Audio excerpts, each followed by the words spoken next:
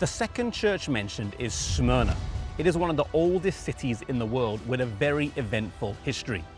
It is located about 40 miles north of Ephesus and is the only one of the 7 that still exists today as a major city, being the 3rd largest city in Turkey. It was a beautiful city and rivaled Ephesus for prominence in the region and was frequently referred to as the ornament of Asia. It has survived sieges, massacres, fires and plagues, but still stands today and has a higher Christian population than most other Turkish cities.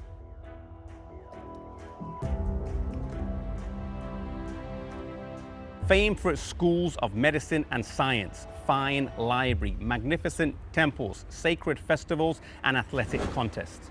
On the slopes of Mount Pegasus there was a theatre that sat 20,000 people, the ruins of which are visible today. Mount Pegasus lies here in the center of this ancient city. Its summit today is topped by a castle, but in previous years it would have had a shrine to the Greek goddess Nemesis. Sometimes this city was referred to as the crown of Iona. Today it is a harbor city and its present name is Izmir.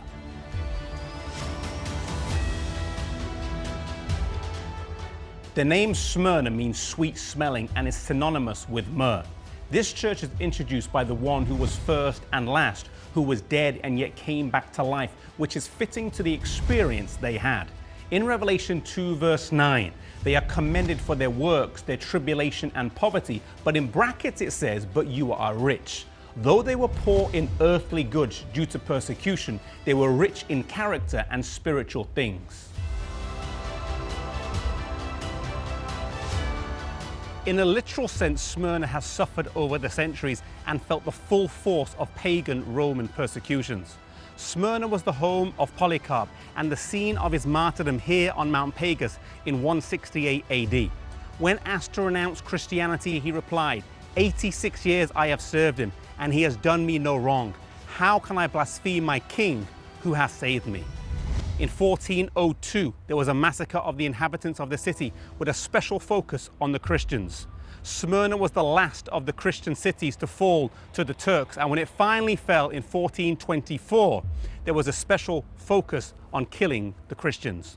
Also in 1922, many of the Smyrnian Christians were put to death.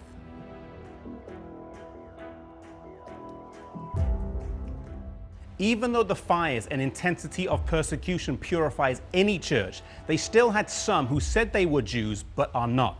When this term is used in Revelation, it refers not to a literal Jew, but to a believer in Christ, just like the term is used elsewhere in the New Testament by Paul.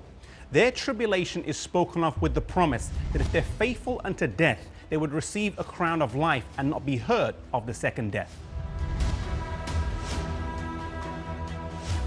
The time period usually associated with this church is 100 to 320 or 330 AD.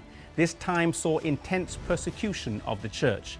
In verse 10 of chapter 2, it says, "You would have tribulation 10 days." If we take this as prophetic time, whereby 1 day equals 1 year, as shown in Numbers 14:34 and Ezekiel 4:6, then this would match with 303 to 313 AD, when under Emperor Diocletian there was a particularly intense period of persecution.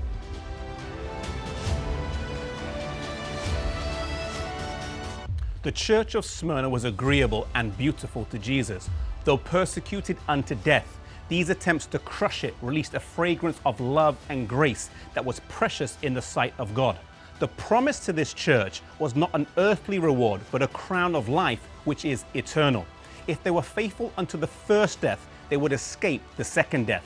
If you are being persecuted today for a righteous cause, hold fast to Jesus. He is faithful. The reward we seek is eternal, not earthly.